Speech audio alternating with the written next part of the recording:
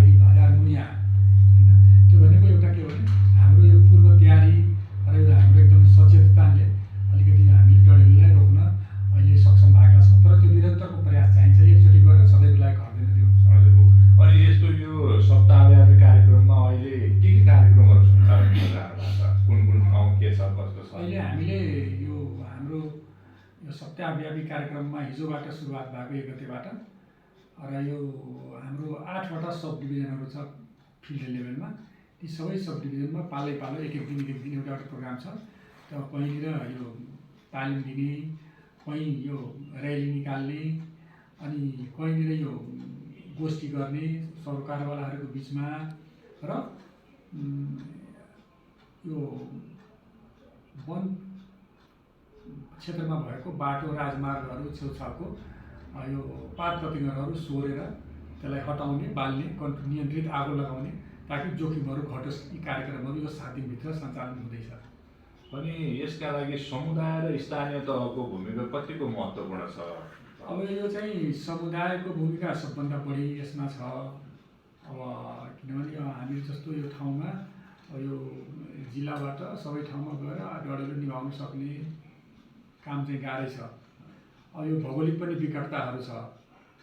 त्यसकारण चाहिँ सबभन्दा पहिले हाम्रो तयारी चाहिँ डढेलो लाग्न नदिने उपायहरू हामीले अवलम्बन गर्ने र डढेलो लागिसके पछाडि त्यसलाई अब धेरै ठुलो एरियामा नफैलोस्, तुरन्तै नियन्त्रणमा आओस् भनेर हामीले समुदायलाई परिचालन गर्ने, समुदायले हामीले सहयोग गर्ने र स्थानीय तहले पनि आफ्नो ठाउँहरू जस्तै हेटौडा नगरपालिका क्षेत्रले अब डढेलो लागेको ठाउँहरूमा उहाँहरूले हामीले हाम्रो आग्रहमा अनुरोधमा तुरन्तै दमकलहरू पठाउने गर्नु भएको छ। विगतहरूमा त्यसले पनि नियन्त्रण गर्न मद्दत पुगेको छ। हजुर, अब डढेलो न्यूनीकरणका लागि नागरिकले गर्नुपर्ने कुराहरू के छन् होला? अब नागरिकले गर्नुपर्ने कुराहरूमा अब डढेलो चाहिँ वन क्षेत्रमा जाँदा यो चुरोट, यो तम्बाकुहरू खाँदा यो सबैसँग छुट्टाहरू निभाएर फाल्नु पऱ्यो। जथाभावी गर्नु भएन। वनभोज खान जाँदा पनि आगोहरू निभाएर अनि बल्ल आउनु पऱ्यो।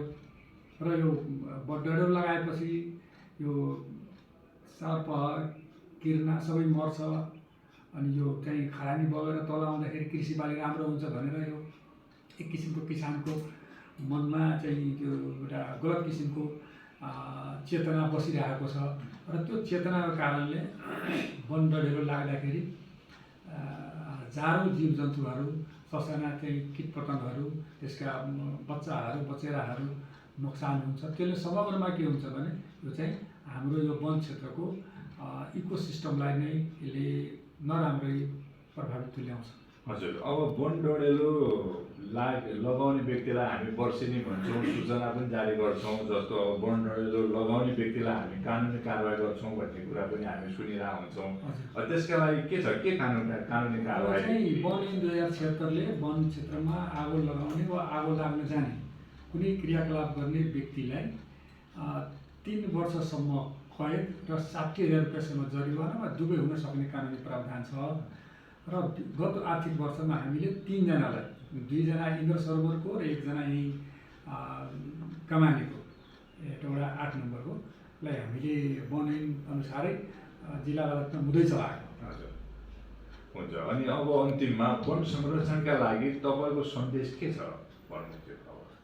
अब हामी सबै नागरिक समाज, उपभोक्ता सबै मिलेर वनलाई यो डढेलो मुख्य चाहिँ यो जैव विविधताको संरक्षणको अहिले मुख्य चुनौती भनेको वन डढेलो हो। यो वन डढेलोबाट हामीले वनलाई जोगाउन सक्यो भने यो चाहिँ हामीलाई यो जैव विविधता संरक्षणमा मद्दत पुग्नेछ र हाम्रा यहाँ भएका वनस्पति, जीवजन्तुहरू सबै संरक्षित हुनेछ भन्ने हाम्रो त्यो आशा हो।